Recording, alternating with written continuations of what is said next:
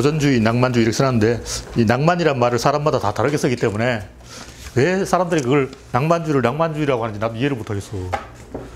일단 남자 여자는 낭만이란 뜻이 달라. 그래서 과연 낭만이 낭만인가? 도대체 뭐가 낭만인가? 모르겠어. 근데 보통 이제 우선 주의라는 게 고전주의로부터 시작되기 때문에 고전주의에 반대되는 것이 낭만주의다. 이렇게 볼 수가 있고.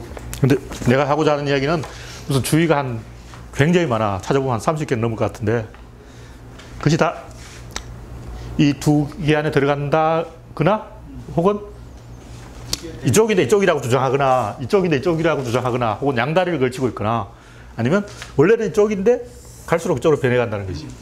일단 뭐 모더니즘과 포스트 모더니즘 이렇게 나눠지는데 나눠서 그런 거고 어떻게 보면 그놈이 그놈이거든. 모더니즘은 여기 있는 건데 포스트 모더니즘은 이쪽으로 간다. 실존주의라든가 모던주의는 내가 봤을 때 처음에는 이쪽이 시작해가지고 설금 이쪽으로 가. 근데 이게 이제 존재론과 인식론, 유물론과 유심론 이렇게 볼 수가 있는데 아까 그 정란님이 도시에 대해서 많은 이야기를 했는데 창조성. 근데 창조성을 이 인간의 마음 안에서 사람들 찾으려고 해. 근데 사실은 외부 환경과의 상호작용에서 창조가 일어난다는 거지. 그래서 어떤 뭔가를 주장하는 사람 반드시 이쪽이 시작해. 이쪽에서 뭔가를 시작한다는 거지. 근데 하다가 보면 이미 이쪽에 가 있어. 왜 그러냐면 이쪽이 생산자고 이쪽이 수요자인데 수요자의 권력이 점점 커진다는 거지. 처음에 이제 르네상스 화가들이 원근법이라든가 뭐 소실점이라든가 이런 걸 딱 발견해서 멋진 이런 걸 딱 만들어놨는데 그 그림을 사겠다는 사람들이 여기 이런 것도 하나 그려주시오. 뭐 초상화도 그려달라 그러고 그 수요 측의 요구를 계속 받아들이다 보면 이미 이쪽에 가 있다는 거지. 그리고 들어와. 이쪽에 있어야 장사가 잘 돼. 그래서 나도 모르게 이미 저쪽으로 가 있다. 그리고 이쪽은 밭인데 이쪽 위에서 보는 게 N이고 저기 열인데 구조는 이렇게 보는 거고 근데 사람들은 이쪽에서 이쪽을 본다고. 자기 포지션을 여기로 정한다는 거지. 그 뭐냐면 예를 들면 실존주의라는 사상이 딱 나왔을 때 실존주의는 뭐 존재라는 것을 탐구하기 위한 어떤 유물론적인 관점에서 시작하는 거라고. 근데 하다 보면 실존주의라는 게 뭐냐? 이 여열을 관찰하는 거지. 여열이 뭐냐면 2차 대전이야. 2차 대전을 딱 보니까 인간들이 완전히 망가졌다는 거지. 옛날에는 뭐 이성 뭐 이래가지고 인간은 고상한 존재야. 인간은 이성이 있어. 막 그랬는데 2차 대전을 겪어보니까 조까. 인간이. 근데 구토, 뭐 환멸 이런 얘기를 한다고. 근데 그런 얘기를 하는 사람들이 딱 보니까 뭔가 고상해 보이는 거야. 처음에는 구토, 뭐 환멸, 족같아 그러는데 막 그렇게 폼 잡는 사람들 뭐 근사하거든. 야, 이거 굉장히 세련됐네. 이렇게 이미 이쪽에서 우를 보고 있는 거야. 그랬더니 아까 저 까미님도 있는데 까미 같은 사람들이 세상은 족같아 하는데 우와. 그러니까 까미는 이걸 본 거지. 까미는 세상이 너무 한심해. 막 이렇게 탄식을 하고 있는데 이러고 있는데 사람들이 우와 이렇게 우러러 보기 시작한다. 사람들은 이미 이쪽에서 이쪽을 보고 있어. 모든 문해사조는 뒤죽박죽이 되어 있다. 왜냐하면 점점 이쪽으로 가기 때문이다.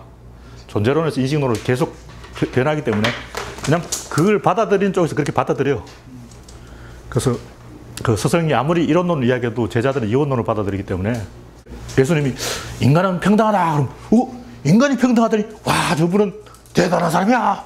그 사람 평등 위에 있어. 그러니까 예수님 평등하다 했는데 와 그 말을 하는 사람은 진짜 평등 위에 있는 거야. 그 사람은 평등하지 않아.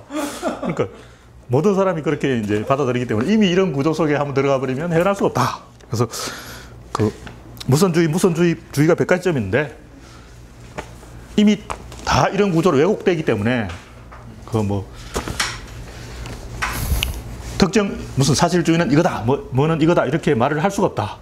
그렇게 보고 대체적으로 이제 이런 것이 어떤 과학적인 발견 또는 전쟁 어떤 사건이 일어나면 그 새로운 과학이나 어떤 주장이 대두되어서 이쪽으로 새로운 고전주의가 만들어지는 거죠. 그게 이제 사실주의라든가 뭐 자연주의. 그 이름은 자연주의라고 붙었는데 사실주의나 자연주의나 다 외어를 보고 있는 거라. 새로운 외어를 보자 이거지. 그러니까 옛날에는 외어라면 시골이라고. 근데 요즘은 이게 뭐냐면 도시야. 그게 모더니즘이야. 똑같은 얘기라고. 그러니까 19세기는 자연주의고 20세기는 모더니즘이고 그놈이라고. 그때는 루소는 야, 시골로 돌아가자. 뭐 자연으로 돌아가자. 근데 20세기는 도시가 자연이야. 도시로 돌아가자. 이렇게 돼버린다고. 그래서 정나님도 지금 막 도시로 관찰하고 있어. 도시에서 막 지식을 캐내. 그래서 굉장히 많은 주의 주장들이 등장하고 있지만 이런 구도 속에서 그 포지셔닝 찾기고 모던 주의는 사실은 이쪽을 이야기해.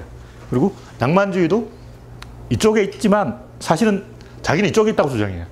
그러니까 이거는 신에 대한 고전주의고 낭만주의자들은 이걸 주장하는 사람들은 인간에 대한 고전주의를 만든 거라고. 이건 신이고 이건 인간인데 인간의 관점에서 고전주의를 한 거지. 근데 내가 이제 이렇게 분류를 하는 거고 그 사람은 무조건 이쪽에 있다고 주장해. 모든 주의는 다 자기가 이쪽이라고 주장해. 이쪽이라고 주장하는 사람 한 사람도 없어. 근데 세월이 흐르고 다 이미 이쪽에 가 있어. 어떤 주의가 뭐다 이렇게 말하는 건 의미가 없다. 내가 이야기하는 건 뭐냐면 이것이 태어날 때부터 결정된다는 거지.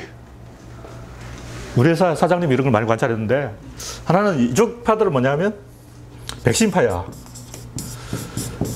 이쪽은 패치파인데 어떤 문제가 생기면 이쪽은 백신으로 한 방에 다 해결할 수 있다. 선제 대응을 해야 된다. 어떤 문제가 생기기 전에 미리 가서 거점을 장악해버리면 아무 문제가 없다.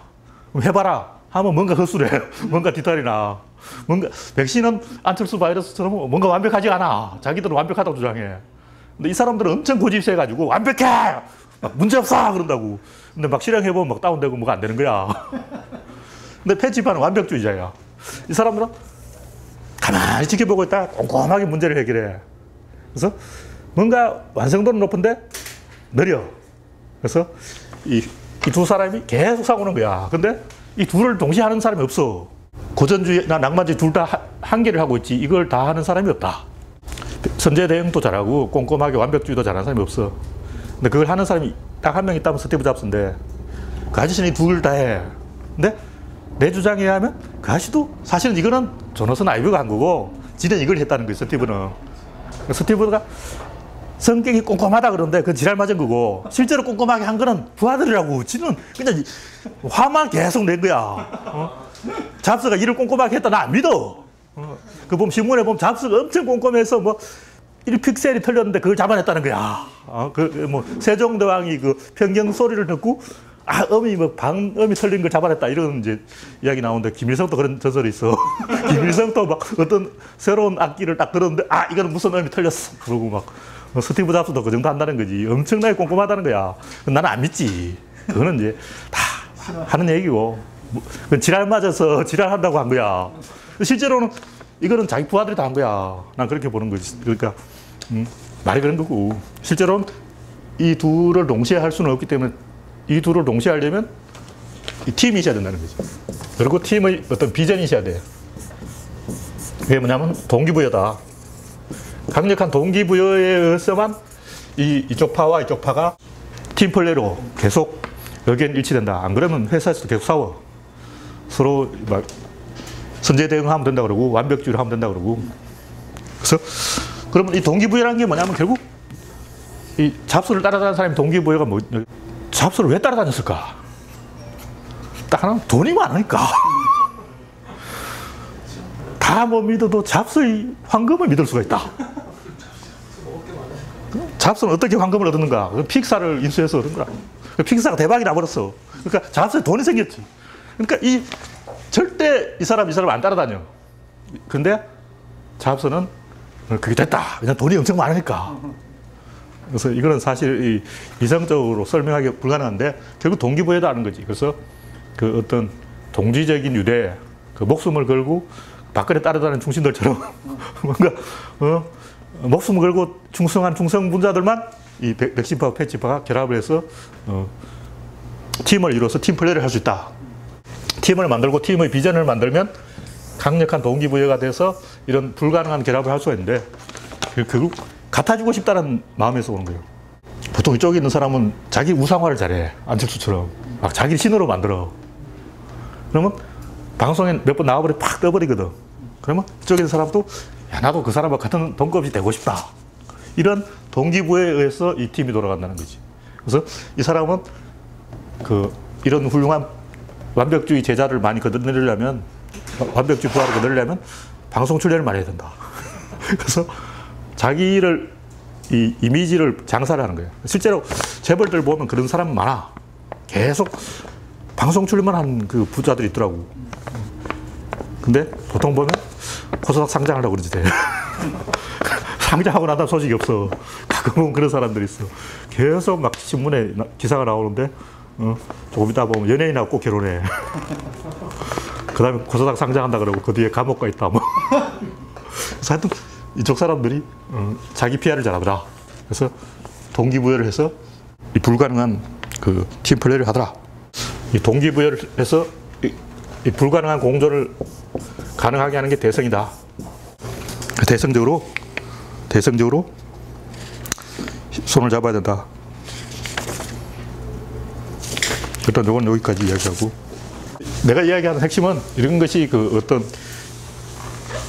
인간의 기본적인 행동 패턴이라는 거지. 모든 인간이 똑같은 행동 패턴이. 처음에는 어떤 웬에서 웨어를 봐가지고 땅을 관찰해서 환경이 변했다는 걸 인식을 시켜요. 근데 그게 조금 먹히면 자기 우상화를 해. 그래서 자기가 신급으로 막 되어서 막 숭배를 받아, 스티브 잡스처럼. 그러면 사람들이 쫙 모여들어. 인재를 끌어모아. 그걸로 이제 한 몇십 년 굴러먹다가 가는 거지. 다 그런 방법을 쓰더라고. 내가 이제 생각을 잘하는 방법. 두 번째 이야기. 여기 뭐 1번은 뭐 짝짓기, 2번은 소실점, 3번은 하나의 사건 안에서 일어난 연속, 4번은 머리와 꼬리, 5번은 효율성. 대충 이렇게 하는데 열심히 공부하네. 봐도 이해를 못해 막. 근데 이 게시판에 써놓으니까 이 머리가 꼬리를 어떻게 통제하는지 이걸 자꾸 묻는 사람이 있더라고. 근데 이거는 너무 당연한 거 아니에요. 우리 사회에 볼 수 있는 모든 거는 다 머리가 꼬리를 통제해. 투수가 공을 던지는 건 머리고 포수가 받는 거는 꼬리인데 그걸 누가 결정하는? 투수가 결정하지. 물론 포수가 여기 던져 막 이런 것도 있는데 근데 투수가 이렇게 고개를 끄덕끄덕 해야 이제 포수가 그렇게 간다고. 그러니까 다 머리가 결정하는 거라고. 근데 의사결정이 두 놈이 있는데 한 놈이 결정한다는 거지. 남녀관계도 그래. 뭔가 한 사람이 결정해야 돼. 근데 그 이전에 미리 충분한 대화를 해야 되지만 실제 결정은 한 놈이 하는 거라고. 근데 두 사람의 몫을 결정한다는 거지. 근데 뭐 아버지가 어떤 직장을 잡느냐에 따라서 자식들이 어떤 대학을 가느냐 이것도 결정돼 버린 거지. 그러니까 사장이 어떤 결정을 하느냐에 따라서 그 부하 직원들이 어떤 일을 해야 되는지도 결정돼 버리고. 그 너무나 당연한 얘기고, 중요한 건 여기서 효율성이 생긴다는 거지. 효율성이 안 생기면 이런 세상 모든 것이 올스톱돼서 아무것도 존재할 수가 없다. 그러니까 어떻게든 효율성을 만들어내야 되는 거예요. 이런 과정들이. 그러니까 뭐 짝짓기, 뭐 소실점 찾기, 뭐 사건 안에서 연속 운동, 뭐 이런 것들은 결국은 우리 어떻게든 조금이라도 효율성을 만들어내야 되고. 근데 우리가 이제 보통 이제 진보 쪽 사람들은 효율성 관심 없어 이런다고. 효율성이 관심이 없는 게 아니고, 그 미국의 어떤 벤처 기업은 뭐 10년 만에 처음으로 뭐 흑자를 냈다거나, 그러니까 그동안 계속 날려먹다가 10년인가 20년인가 20년 만에 처음으로 흑자를 냈다거나 뭐 그런 얘기했는데, 장기 이전을 해야 된다는 거지. 그러니까 이 효율성을 우리가 진보 쪽 사람들이 안 하는 게 아니고 장기적인 전략에서 효율성을 낸다. 보수들은 아침에 투자하면 저녁에 세수하려고 그래. 보수들은 그러니까 현찰박치기로 당장 어떤 이득을 보려는 거고, 진보 쪽은 장기적으로 100년 대계로 효율성을 추구하는 것이다. 그래서 진보가 비효율을 추구하는 게 아니라고, 더 지속 가능한 효율을 추구한다. 이명박이는 단기적으로 효율을 추구한다에다가 뭐 해외 자원개발 뭐 1조 5천억 날려먹었다나? 전혀 효율적이지 않잖아. 4대 강도 뭐 전혀 효율적이지 않아. 비효율적인 일을 했다. 그래서 이런 얘기를 하는 것은 질서가 만들어지는 과정을 이야기하려고 하는 거죠. 내가 이번에 좀 쓰라는 게 있는데, 진보 쪽 사람들은 옳은가 그른가를 따지고 있는데, 사실 옳고 그르기 전에 옳은가 그른가를 결정하는 결정 구조가 있느냐, 이러고. 옳은가 그른가는 계속 시행착오를 통해서 오류를 시정하면 돼. 근데 문제는 그걸 결정하는 주체가 있느냐, 이거라고. 근데 보수는 있어. 그건 누구냐, 박근혜라. 그냥 박근혜 결정하면 하는 거야. 근데 진보 쪽은 결정할 주체가 없어. 그냥 결정할 권리가 없어. 결정권이 없다고. 문재인이 권리가 없는 거야. 지금 우리가 해야 되는 것은 그 권리를 만들어야 된다는 거지. 그 권리가 그냥 하늘에서 떨어진 게 아니고 앞으로 5년 동안 만들어서 자기의 정권을 재창출하려면 4년 동안 그걸 만들어야 돼. 이제 남은 4년 동안. 그건 아까 뭐 베르누이의 정리 이야기도 나왔는데 어떤 개가 있는데 여기 어떤 핵이 투입되면 여기 단단하기 때문에 여기 에너지를 가하면 이렇게 에너지가 반사된다고. 그래서 이게 핵이 없으면 에너지를 가하면 에너지까지 가버려. 이 개가 깨져버린다는 거지. 근데 핵이 있으면 여기서 딱 반사가 되기 때문에 의사결정이 빨라진다. 의사결정이 빨라지면 어떤 의사결정에 낙차가 생겨요. 그게 뭐냐면 문재인이 뭔가를 그러니까 이제 조중동이라든가 새누리당이 문재인을 계속 갈군다고. 계속 뭔가 책임져라 그러고 막 문재인이 가만히 있다가 계속 끌려 나와서 뭔가 결정을 계속 하는 거지. 뭔가 결정을 계속 하면 패턴이 생긴다고. 아, 문재인 패턴은 이런 거다. 노무현 대통령도 자기 패턴을 알려준 거야. 자기가 의사결정하는 거는 아, 노무현은 나는 꼴통이야. 난 꼴통 결정 패턴을 갖고 있어. 막 이게 사람들이 예측 가능하게 돼버린다는 거지. 손학규라든가 뭐 정동영은 막 입다 졌다 해서 예측이 불가능해. 그래서 예측 가능해지면 그 문재인을 조금 더 아는 사람들이 유리해. 문재인을 잘 모르는 사람은 좀 불리하고. 좀 두 사람이 있는데 대화를 한다면 문재인을 조금 아는 사람이 조금 더 큰 소리를 치는 거야. 아, 문재인이 이렇게 할 거라니까? 그러면 두고 보자. 그런데 과연 그 말이 맞다는 거지. 그러면 의사결정에 낙차가 생겨서 가속적인 쏠림이 유발돼서 권이 만들어진다. 권이 만들어진다. 그게 뭐냐면 효율성이 생긴다는 거지. 다시 말해서 문재인을 모르는 것보다 아는 것이 조금 더 이익이 되는 거예요. 요만큼이라도. 그럼 그 작은 이익들이 계속 모여서 거대한 자기장처럼 하나의 방향성이 생겨버리는 거지. 그러면 사람들이 다 그쪽을 따라가게 돼 있어. 왜냐면 그쪽을 따라가면 어떤 흐름이 생겨서 더 자기가 많은 말을 할 수 있다는 거지. 예를 들면 극장의 최신 영화가 딱 그랬는데 첫날 영화를 보러 간 사람이 조금 이익이라고. 남들 다 보고 난 다음에 영화 보면 재미가 없어. 왜냐면 다 알아 이제. 이미 스포일러가 다 노출돼서 이미 재미가 없어. 그러니까 아무것도 모르고 첫날 극장에 딱 개봉한 날 딱 본 사람 제일 영화가 재밌고 그 사람 흥분해가지고 막 떠든다고. 근데 이제 한 석 달 후에 보러 간 사람은 이미 다 알고 있어. 보고 난 다음에도 시큰둥하고 재미가 없어. 그게 낙차가 있다는 거죠. 그래서 하루라도 빨리 보는 사람이 이익을 보고 그 사람이 더 많은 수다를 떨고 그 사람이 더 많은 친구를 가진다는 거죠.